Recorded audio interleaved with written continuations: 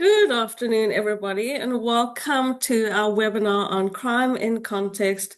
My name is Natalie Donaldson, and I'm the head of postgraduate and professional programs at SACAP. So before we get started, just a little bit about me and my co-host Caitlin before we begin. So as I said, my name is Natalie Donaldson. I'm the head of postgraduate and professional programs at SACAP. I have a postgraduate diploma in higher education, as well as a Master of Social Science in Psychology from Rhodes University, which is in Grahamstown, or currently known as Makanda, in South Africa. I'm also busy with my PhD in education at Rhodes University. Caitlin, who's just come on the screen, is a criminologist and an academic based in Durban, KwaZulu-Natal, South Africa. She's also an educator at SACAP and a research supervisor at SACAP, as well as UKZN and UNISA. Caitlin specializes in criminology, forensic studies, qualitative research, and higher education pedagogy. She also comes with extensive experience in undergraduate and postgraduate teaching, curriculum development, research supervision, and academic mentorship. So without further ado, let's kick off with the session. So let's just paint a picture of where we are in the South African context and the current national picture when it comes to crime in South Africa. So the most recent statistics that we have is for the period of October to December 2025. And we can see from these stats on the screen that the picture is not good. Within the space of 3 months, we had almost 7,000 murders, over 7,000 attempted murders, almost 50,000 assaults with intent to cause grievous bodily harm. And I think anyone who follows the news will know that we're also known as one of the rape capitals of the world, with approximately 11,400 rapes reported between the period of October to December. Statistics from the SAPS and the South African government do kind of report a downward trend since 2023. But the acting police minister has described this as only cautious optimism, since absolute levels remain unacceptably high. Going a little bit more local and more provincially, the Eastern Cape and the Western Cape record the highest murder ratios per 100,000 people, and this is above the national average, and KwaZulu-Natal sits just above that average. In the Western Cape, we know that gang violence remains a leading contributor to murder, and this is concentrated particularly in the Cape Flats precincts such as Delft, Nyanga, and Mfuleni. These are areas that are shaped and entrenched by poverty, unemployment, as well as historical spatial planning, which refers to the apartheid-era forced removals and township design. And even where violent crime is declining, other categories such as attempted murder, kidnapping is on the rise if you're following the news, commercial and cyber-related crime, all of these remain elevated, showing that crime is not one trend, but several moving in different directions all at once. Recently, we have seen events such as looting when protests happen. We all know that when protests do happen, this often does result in a kind of mob mentality, resulting in things like looting, destruction of property, violence towards other people in the crowd, and most recently this year, the kind of increases in xenophobic attacks as well. Now, the common view is that people who commit crime are simply bad or have made poor individual life choices. However, decades of criminological evidence and psychological research have shown that criminal behavior is more the result of an interacting system of factors and not one single cause. It is tempting to explain crime as a simple failure of character, but if that were true, we would expect offending or criminal behavior to be evenly distributed across society. But it simply isn't, as we saw in the statistics before. Crime tends to concentrate in specific places, at specific life stages, and under specific conditions. So in the next 40 minutes or so with you today, Caitlin and I are going to try and explain and understand why this is. So the question we are asking today, that is, if crime clusters so strongly by place and circumstance, what is it about certain environments that increases the likelihood of criminal behavior? Caitlin, over to you. Thank you, Natalie, for the extensive introduction. I'm not sure my experience extends as far as that, but thank you very much. I do appreciate it. Welcome to the students, academics, young students that are looking to start their academic journey. Welcome and thank you for joining today. I'm going to provide you a more criminological aspect and way of thinking in this webinar.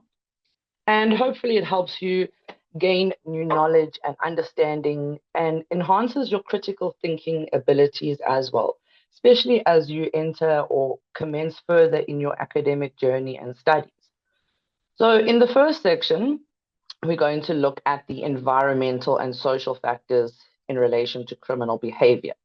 But before we begin this section, I'd like to place important emphasis on the understanding that crime itself is an extremely complex phenomenon that can actually be influenced by multiple factors. So there is usually no single or individual reason why a person decides or becomes a criminal. In turn, research has shown that criminal behavior is often influenced rather by a combination of different factors, and it's often influenced by the environments in which criminals live, work, or socialize.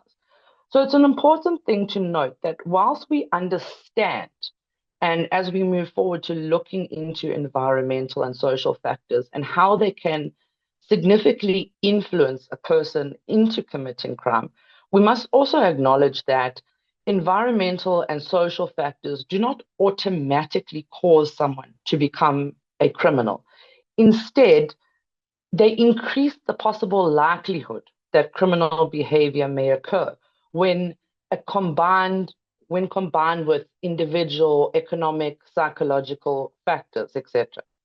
So in relation to this webinar, South Africa provides an important context of how environmental and social factors can actually influence criminal behaviors, as many communities across South Africa continue to experience social and economic and environmental factors. So we have many communities across South Africa that experience high levels of poverty, inequality, unemployment. In turn, this relates possibly to high crime rates. So as we go through the section, we will look at some specific environmental and social factors that can actually contribute to crime.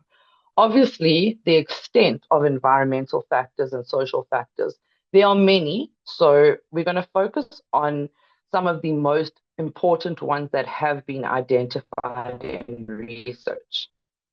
So if we can move on to what are environmental factors.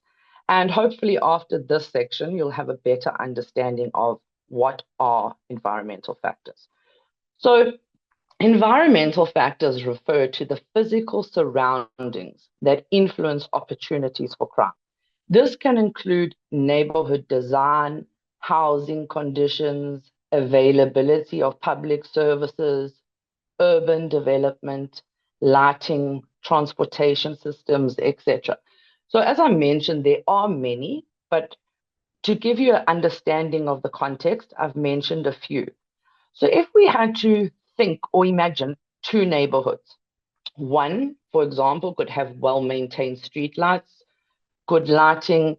The other may have abandoned buildings, poor lighting, overcrowded housing, etc. And automatically you start to ask yourself, which type of environment would provide more opportunities for crime?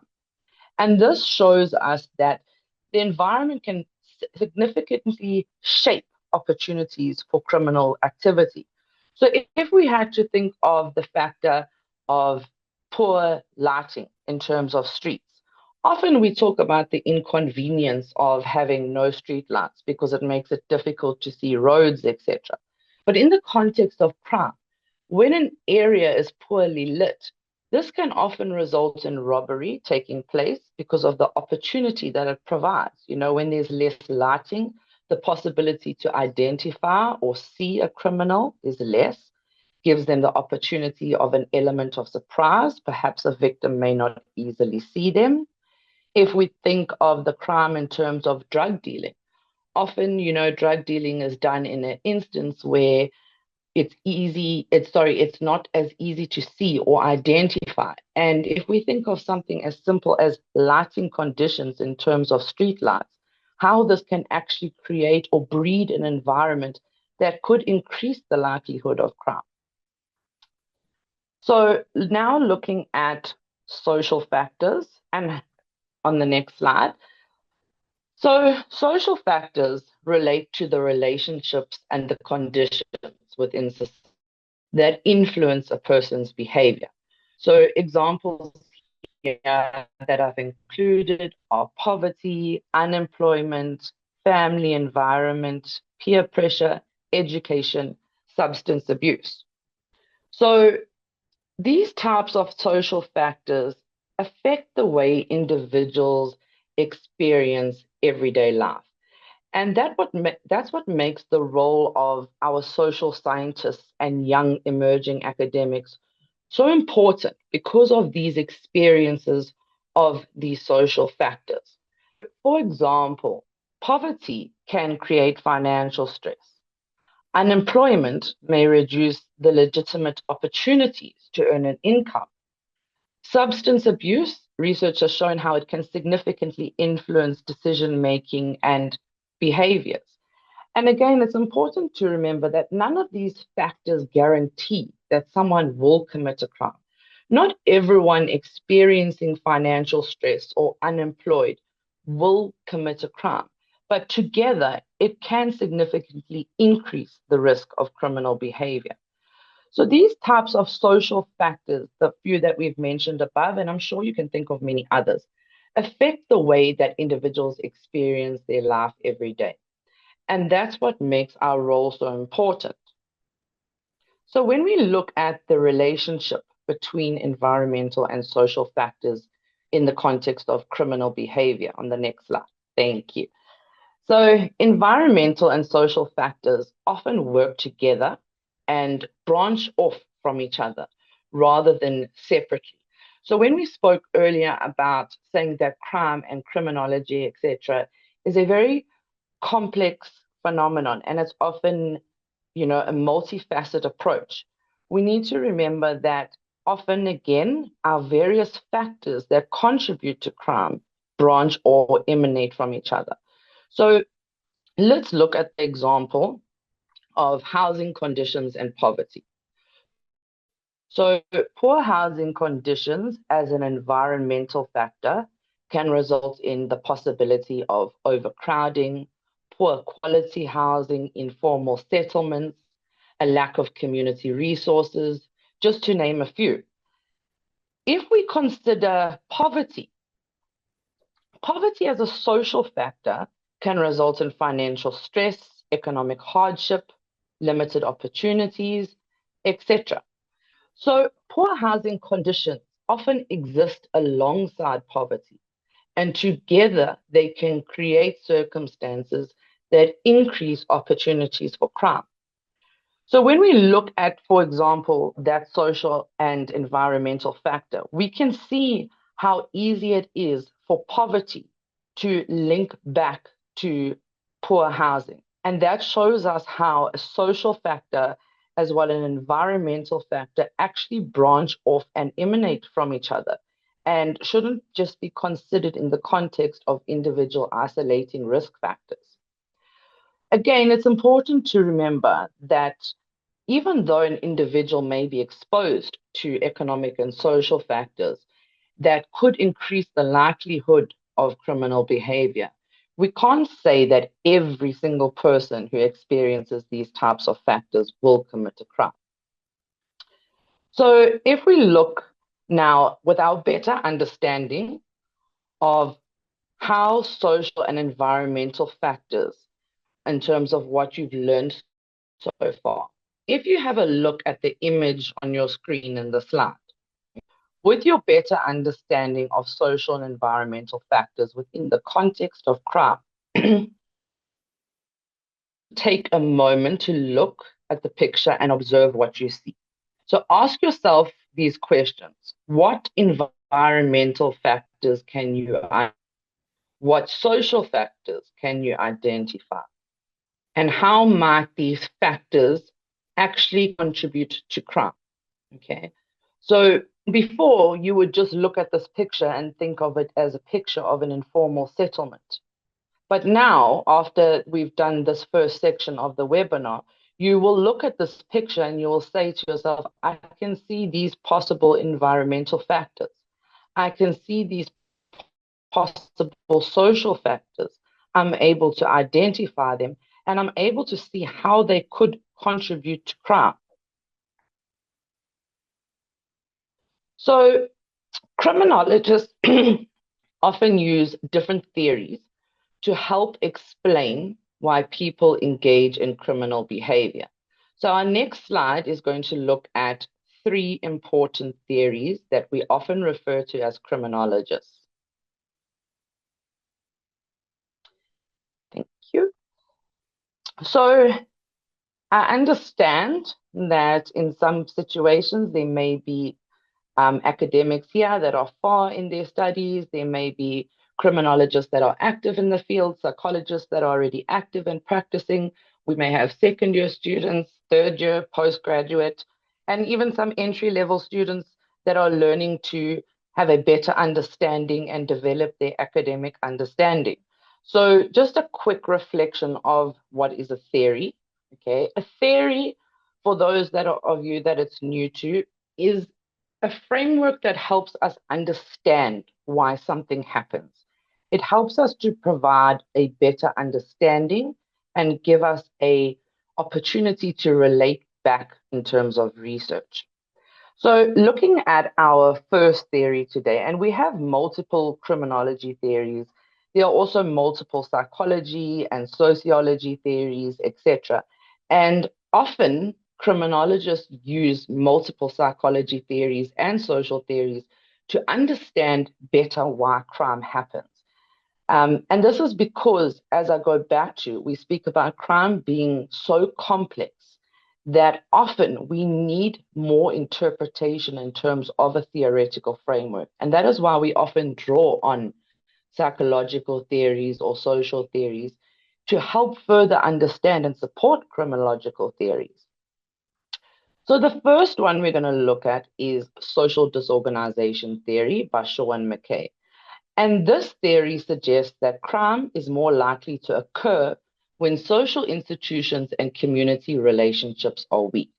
So when we think of the South African context, we have many informal settlements in South Africa, which still experience overcrowding, poor infrastructure, inadequate policing. And when residents frequently move in and out of areas, it often creates some form of disorganization within the community and the relationships that can be formed within the community.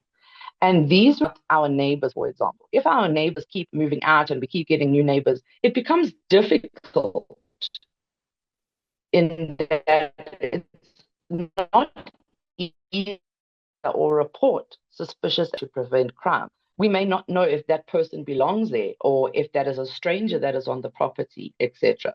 So this theory argues that when there's a level of social disorganization or weakened relationships in a community, that it often presents an opportunity or a gap for criminal behavior to take place. The next theory that we're going to look at is the social strain theory of Merton. And this theory suggests that people may experience strain when they cannot achieve socially accepted goals through legitimate means. So if we think of the example of unemployment, if a person is unable to achieve employment through legitimate means, but because of financial constraints, they may then resort to crime. Then lastly, looking at the differential association, this theory proposes that criminal behavior is learned through interaction with other people, whereas, in other words, people are not born criminals, but rather criminal behavior can be learned through the social interaction. So the example I like to give students here is when we think of social behaviors that may be considered deviant or derogatory, etc. When we think of something as simple as Christmas or Easter, when we think of the reasons for Christmas or Easter, it is generally considered a religious occasion in terms of spending with family, worshiping the person that you worship, etc. And historically, we have learned through interaction amongst other deviant people that these holidays, these religious holidays, have now been associated rather with an opportunity to gain new clothing or a day where you drink and commemorate with your friends. And this behavior becomes learned. So you strongly start to associate that these days are considered a day of a new outfit or a day of friends, etc. So I hope you guys have a better understanding of some of the theories that we use in criminological research. I will refer back to them again in the section that we cover later on in this presentation that will refer on crime prevention. For now, I'm going to hand you back over to Natalie. Thanks so much, Caitlin. So Caitlin, I think, points to something really, really important to remember, and she mentioned it a couple of times during her section, is that not everybody who experiences adversity or the kinds of issues, social environmental issues that Caitlin speaks about, does commit crimes or do bad things. So there is, and there must be something about the individual or the psychology of the individual or even genetic disposition of certain individuals that makes them more prone or vulnerable to criminal behavior. Because we know, even though our stats are high, most people don't commit crimes in South Africa and internationally. So there's a number of psychological theories that we could use to kind of explain the psychology behind criminal behavior. But I think an interesting one is attachment theory. And attachment theory is quite a big one in the field of psychology, where it looks at early relational development. So the early relationships that a child develops, and usually with its primary caregiver, so its mother and father. And what research has shown is that consistent and responsive early caregiving builds a child's capacity to trust, self-soothe, and regulate emotions. So if we see that there is a disruption in attachment, either through neglect, inconsistent caregiving, if a parent or a certain primary caregiver is not there, whether that's the mother or father, whether it's through incarceration, loss, death, that kind of thing, all of these kinds of things do result in early risk markers for later conduct problems. In the South African context, we see things like migrant labor patterns, and this is where people or primary caregivers often move out of their home space to find work because where employment is not necessarily where their children are or where their home place is. We also have very high rates of father absence in our South African context. Generational caregiver loss as well. So where mothers and fathers have died due to things like crime-related incidents, but also HIV and AIDS as well. This has left many of our South African children raised across multiple, sometimes inconsistent caregiving arrangements. These kinds of issues place structural pressures on attachment security, which sit alongside the social and environmental factors that Caitlin speaks about. The other thing that we need to look at is things like self-regulation, executive function, and moral development as well. So there's theories of crime that links early childhood formed self-control to lifetime offending risk. So things like impulsivity, low frustration tolerance, and present focused decision-making are consistent correlates of offending. Executive functioning as well, which refers to the brain's capacity for planning, working memory, and impulse control again, develops gradually through childhood and adolescence. Any delays or impairments in executive function, which is often linked to early adversity such as poverty and so on, make it harder to pause, weigh consequences, and inhibit an impulsive response. Moral disengagement as well, where even individuals with intact moral standards can act against them under specific conditions through mechanisms such as moral justification, diffusion of responsibility within a group, and dehumanization of a victim. So in other words, in relation to this, we might have a strong moral compass, we might have strong values, but there are certain situations which might make us forget those particular moral values. And we use specific situations to justify or condone certain criminal behaviors.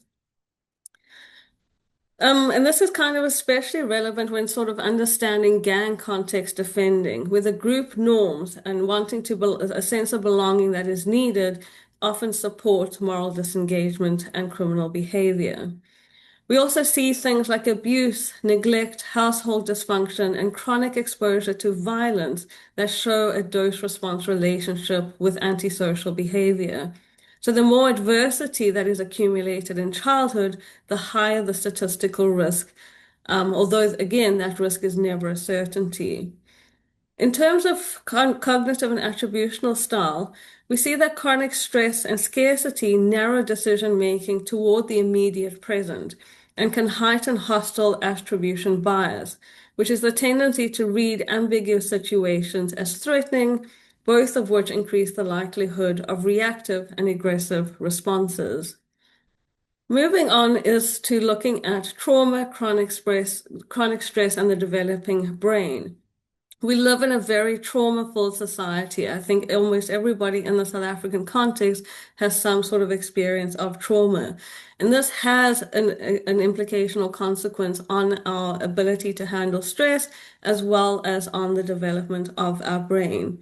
So repeated activation of the body's stress response system under chronic threat can over time heighten the amygdala reactivity, which is essentially the brain's threat detection center.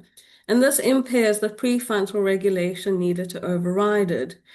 The result here is a nervous system that is calibrated for rapid threat response, highly adaptive in an unsafe environment, but also easily misread as defiance, aggression, or behavioral problems.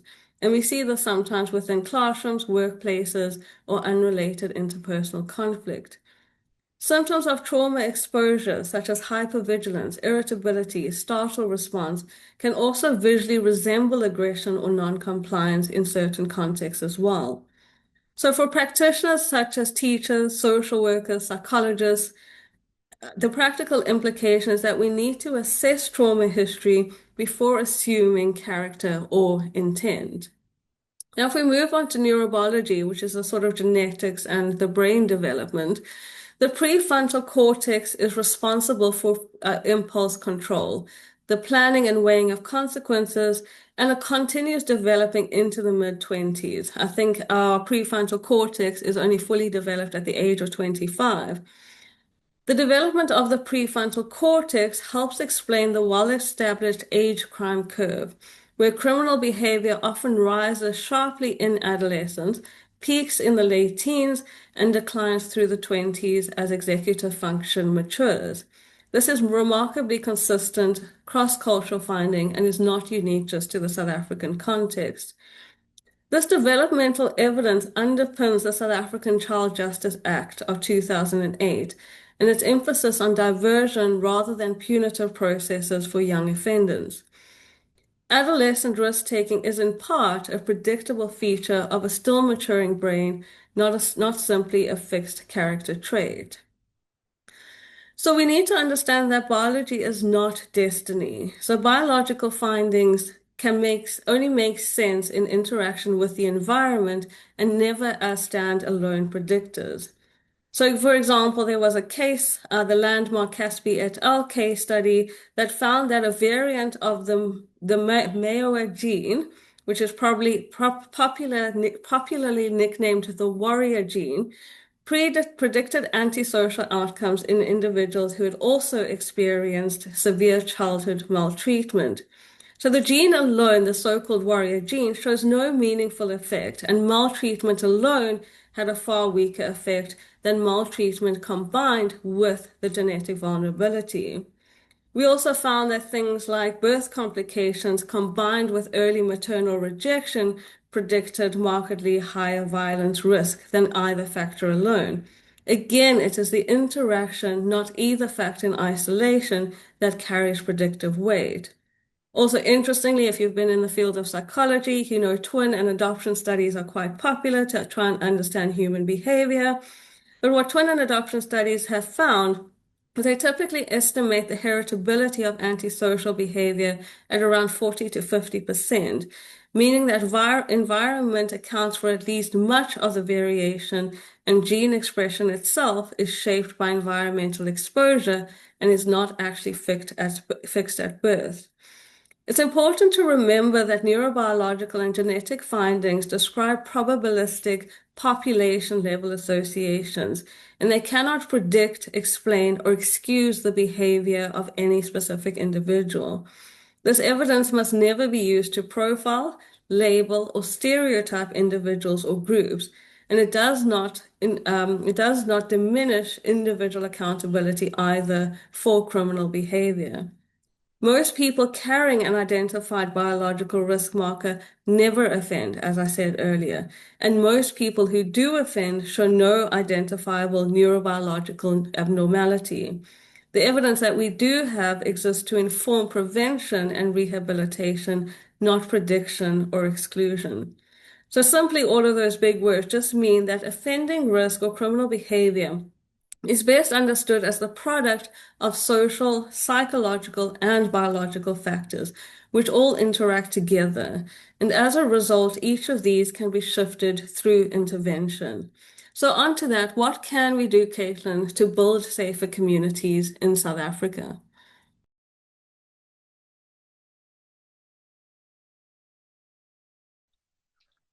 Thank you, Natalie. So I think that it's important that we start with looking at what is crime prevention. But before we begin understanding and looking at what is actually crime prevention, I'd like you to think for a second about this question. So when you hear the words crime prevention, what comes to mind? What comes to your mind of what is crime prevention? And who do you believe prevents crime? So thinking on that for a minute, crime prevention means taking action before a crime actually happens. Okay, and most people immediately think of the police catching criminals and police being responsible for crime prevention. But crime prevention is much broader than just policing. Police are not able to effectively deal with all the social factors, environmental factors, psychological factors, etc. So crime prevention, to truly be effective and preventing a crime from happening, takes a multi-dimensional disciplinary approach and collaborative efforts from all academics, researchers, professionals, etc.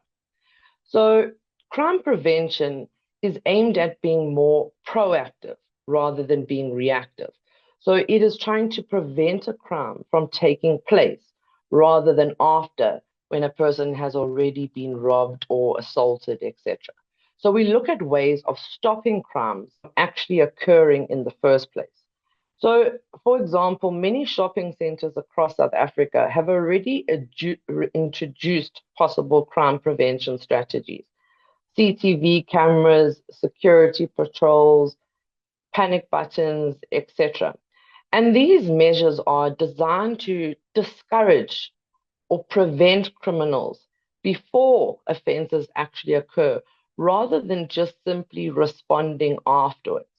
Okay, because as Natalie spoke of earlier, when an offense has already taken place, there are multiple forms of emotional trauma that a victim can experience, be it emotional harm, financial harm, psychological harm. There are multiple levels of trauma. So ultimately, as South Africans, we want to try and prevent these types of harms from occurring rather than simply just responding afterwards. So another example that often we don't understand the full context of is in South Africa, we have the Metro Police that regularly conduct roadblocks and visible policing in terms of crime hotspots, etc. And often we think that the aim is to arrest people for not driving license or because they could be identified as under the influence of drugs or alcohol. But now, based on this short webinar that we've had, and you have a better understanding of the social and environmental dynamics that can contribute to criminal behavior and possibly increase the likelihood, we can understand the importance of these types of roadblocks where identification of drug or substance abuse can take place. Because by understanding the social factor of drug abuse, we know a person's impairment or cognitive thinking is significantly impaired when under the influence of drugs or alcohol. And that is when the increased likelihood of criminal behavior can take place. So it's not just about keeping roads safer, it's about preventing a possible crime that could take place when a person's cognitive thinking could possibly be impaired. And this is why we say some crime prevention is proactive, while policing after a crime has often occurred, we refer to it as being reactive. So, in that same sense, crime prevention is everybody's responsibility, not just the government, not just schools, not parents, etc. It plays a multidisciplinary approach. So, like I spoke of earlier, how we often draw on criminological theories, social theories, etc. It helps us gain a more in-depth understanding of why crime happens. So crime prevention, as I mentioned, focus on reducing opportunities and possible motivations even for a crime to occur. So looking at the importance of crime prevention. So crime prevention is important because now that we have an understanding, we can understand that it's much more important because it's not just someone breaking the law. Every crime creates a ripple effect and it affects many different people. So, firstly, crime affects victims. And as I mentioned, victims can suffer physical injuries, financial losses, emotional trauma. And even if they recover physically, many continue to experience anxiety or depression or fear long after that incident or criminal activity has taken place. If any of you have ever been a victim of a house robbery, for example, you feel as though your space as a victim was violated. Although you may not have a physical injury and you may only have experienced a financial loss, that anxiety from that experience can last long after the incident. You often may feel insecure in your house in the evenings. You end up checking windows multiple times, making sure doors are locked. You don't like that kind of fear and anxiety and depression 5 years ago, and you're still reliving that trauma. And that is why it's so important to have the interdisciplinary approach. So for those of you that are considering studying psychology and social work, etc., while a criminologist can understand and gain a focus of understanding crime, we also need collaborative efforts psychologists that focus their studies on these types of emotional harm and trauma so that we are able to help victims actually fully recover in terms of the emotional anxiety and psychological experiences that they may have. Secondly, crime also affects families. So imagine a parent who is robbed while traveling home from work, or a family member who the breadwinner is murdered. This creates an emotional and financial consequence that can last for years. And we know that in South Africa, we have many households that are headed by children. And it's a very sad social interaction. And often this is where we need significant support from our social workers because child-headed households, the type of emotional and financial consequences that emanate from crime, if there's the loss of a family member, etc., require extensive research, investigation, and supportive measures that cannot just be done from a criminological aspect either. It's not easy to be an expert or professional in every avenue. And that's why it is so important to have collaborative efforts to prevent crime from a psychological perspective, a criminological perspective, a social worker perspective, etc. Crime also significantly can impact on businesses. So when businesses experience theft or extortion, they spend a lot of money on security, insurance, repairs, etc. And this money that can be spent is often a reason or a contributing factor for increased job losses and retrenchments, etc.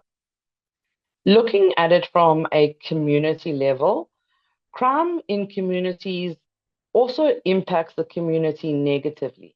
When people are afraid to walk outside, or children cannot feel safe when playing in parks, or neighbors become less trusting of one another. And this type of community life begins to break down. And I'm sure many of us have experienced where we want our children to go play outside, or when we were children. In my case, very long time ago, not so long for Natalie, but we would want to go play outside, and our parents would say, no, I'm not going yet. I'm not ready. You need an adult to be present with you. And it's because of the fear of crime, and that impacts childhood. That impacts how we navigate in our community. And we need to try and find mechanisms and measures together to try and resolve this. Also, another way that crime affects the South African economy. And this is because investors are less likely to invest in a country or areas even with high crime rates. So tourists may avoid destinations that they perceive as unsafe. And we as South Africans do this on a daily basis. We avoid driving certain routes or going to a certain shopping mall. And it's not because we associate the shopping mall as a criminal element or a hotspot that we could consider where crime could take place, but because we're avoiding driving a certain route. And that affects in the long term the economy of that shopping mall, because the income that they could have generated, which could contribute to employment opportunities, etc., was lost purely because of the driving route that we're trying to avoid. And from another perspective that we need to consider that makes the importance of crime prevention so crucial is the amount of money that government spends each year on policing, courts, and correctional services. So it is billions of rands. And if you feel like you are quite interested in this field or area, you can go and do some research and see what it costs to house an inmate each day in South Africa. And when we think of or look at the cost of what it costs to house inmates after a crime has occurred rather than preventing it, these are funds that are being redirected from government, that could be directed to other essential services in South Africa. So like the development of education. We have many South African students that deserve to be in universities, that deserve to further their education. But because of poverty and financial constraints as social and environmental factors, they're not able to go to universities. We read of how many students are declined NSFAS, how many students are declined student loans, etc. Yet we are allocating billions of rands to housing of offenders in correctional services. And if we are able to work towards preventing crime more effectively, those types of resources could rather be put in other essential services, like developing our youth in terms of education, developing our healthcare systems. And this is why crime prevention actually benefits everyone and not just the police because of our daily lives and our facilities. If we had safer parks, if we had better opportunities in terms of educational funding, if we had better opportunities in terms of healthcare, this would benefit everybody. And the we understand and we know in South Africa, we are always going to face the challenges of limited resources, limited funds, limited availability. But what we need to try and do is focus more on crime prevention so that we can divert money being spent after crime has happened rather than, spending so many millions on trying to house and rehabilitate, etc. So another example, if we think of cable theft, that remains one of our biggest challenges in South Africa. Okay, so the copper cables belonging to Eskom, they are stolen often for scrap metal. And when this happens, not only is it a crime to Eskom, but communities experience electricity outages. Okay, when we spoke in the beginning of the webinar about increased opportunities for crime, we already know that although cable theft took place, a community that experiences electricity outages, we can already start reflecting back on how we spoke about poor lighting, how it can increase other possible criminal elements. So I'm hoping that what you guys can see is the ripple effect of crime and how it affects multiple people. Okay, so not only that, when cable theft takes place, and the primary victim here in this case would be Eskom, it not only affects communities with electricity and power outages in terms of poor lighting, but systems such as trains and businesses are delayed and lose income, which then further possibly increases and heightens employment. Because when an income is lost in a business, usually or often, there has to be a balance between profits and losses. And sometimes, in some cases, it reflects in terms of separation. Again, it also impacts on schools, hospitals are disrupted, etc.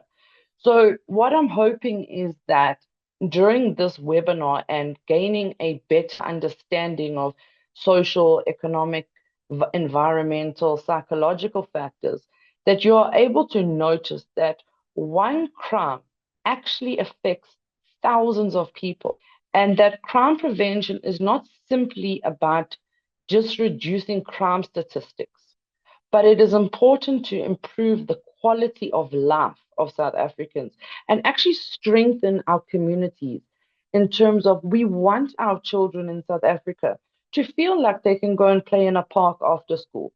We want our children to be able to go out and experience fresh air and sun and play outside in the road and interact with the community and have peers and friends. Go play outside with your friends.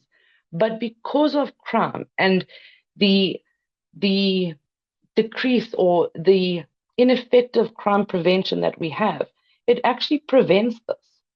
So it's not just about the numbers in terms of economic growth and, in terms of infrastructure and investments in countries, etc. It's about the quality of our daily lives as South Africans as well. So looking at the next slide, crime prevention is often explained using what is known as a three-tier prevention model. So think of crime prevention like healthcare, for example. Doctors don't only treat diseases after people become sick. They also vaccinate children to prevent possible illness and help patients recover even after an illness or treatment. And in that sense, crime prevention works in exactly the same way. So we have primary prevention, which targets the entire population before a crime occurs. And its purpose is to reduce the opportunities and causes of crime by creating healthier, safer communities. So again, to reduce the opportunities of crime, we know that it can be environmental, social, psychological, etc. And to really effectively reduce the opportunities of crime, it really requires a collaborative effort between criminologists, social workers, psychologists, etc. So again, we think of street lighting in crime hotspots. We need to make sure that, we report these types of things. Having simple things in terms of primary prevention, we can have community police forms. And I've also experienced that often many people even find that their community police forms are more effective, or they're more effective than the police services in their neighborhood or their area. And this is what gives the importance of when we think back to our social disorganization theory, where we talk about communities that are organized and strong and not disorganized. It creates a neighborhood that is active and function, which brings a sense of security with it. And that is why often people that have community police forms feel safer and feel that their community police form is actually more beneficial than their police. It is that sense of safety that we get from social organization within the community. And we have a greater informal form of social control. So strong communities also reduce crime opportunities. When we think or look at secondary crime prevention, this focuses on people who are considered at greater risk of becoming victims. So the goal is to intervene before criminal behavior becomes established. So again, it can be focused on offending or a victim, okay? So many of you that may focus your degrees in criminology specifically, you may decide you want to focus specifically on victimology, where victimology is actually the study of victims of crime. The focus is understanding the trauma, experiences, etc. of the victim. And it's very important in terms of secondary prevention. So when we think of South African examples and the collaborative effort required and needed at secondary prevention, our school social workers are the first points of line that criminologists can interact with in terms of identifying at-risk learners, in terms of what types of learners or what learners are present, what types of negative social learning is taking place. And that requires effective collaboration with social workers in terms of diversion programs. And diversion programs are usually used for first-time youth offenders because, again, we want to try and prevent them from going into our correctional services. And again, being able to place a youth or a young person into an effective diversion program that is tailored specifically for a youth often requires the collaboration of a psychologist or a social worker. Then looking at tertiary prevention. This occurs after a crime has already been committed. And the purpose of it is to prevent reoffending.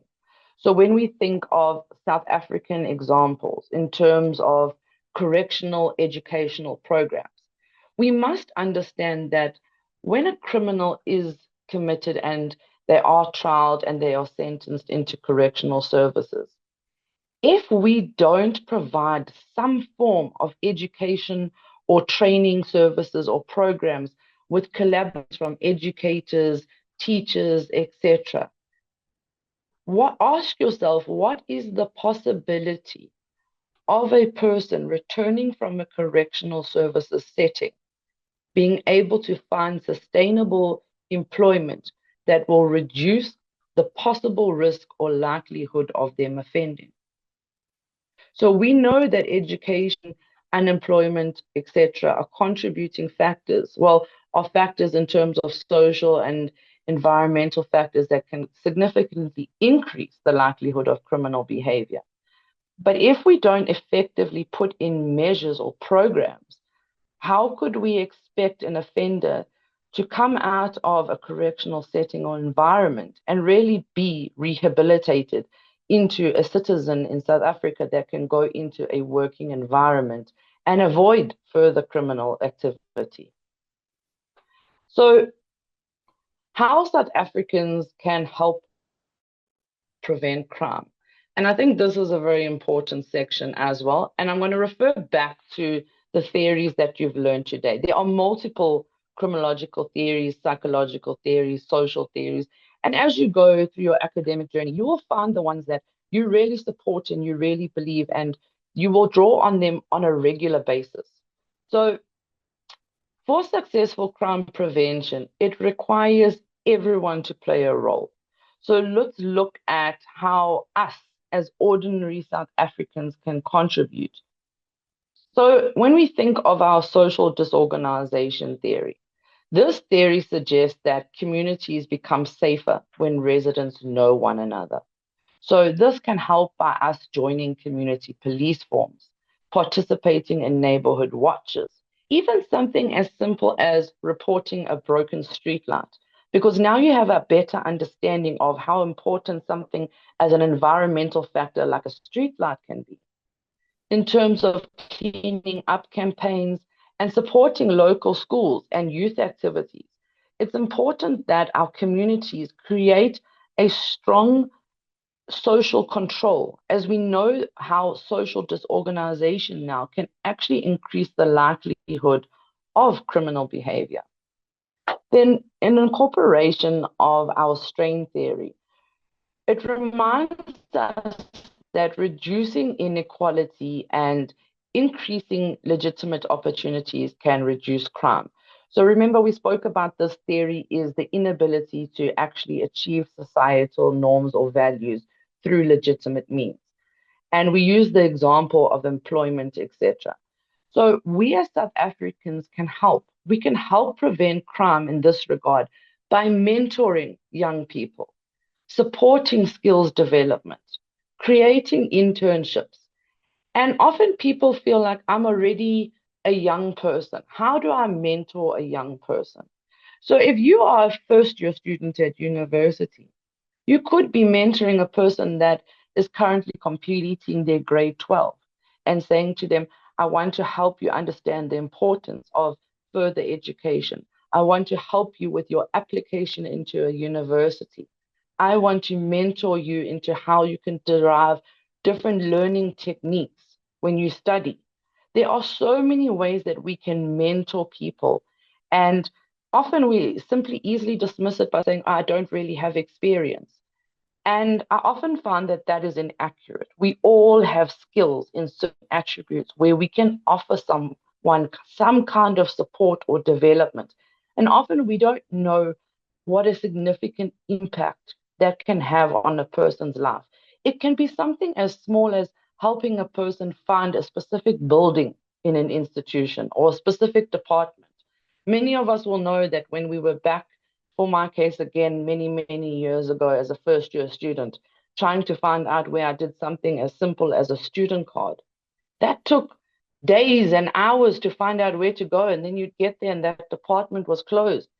And just by having someone there, a student around that was experienced, that said, oh, this is where you actually go and these are the documents that you take with you. This kindness and mentoring made a big difference. When we think of differential association theory, this theory reminds us about people that learn behavior from those around them. This can be from our teachers, those of you that are considering becoming an educational teacher, becoming a coach, a community leader. It's important that you understand that as a prospective teacher or educator, be it in a high school, a junior school, your role as a role model is very important. Young people who spend time with positive influences are less likely to learn criminal behavior. And again, this brings the importance of the collaboration between criminologists, psychologists, educators, social workers, etc.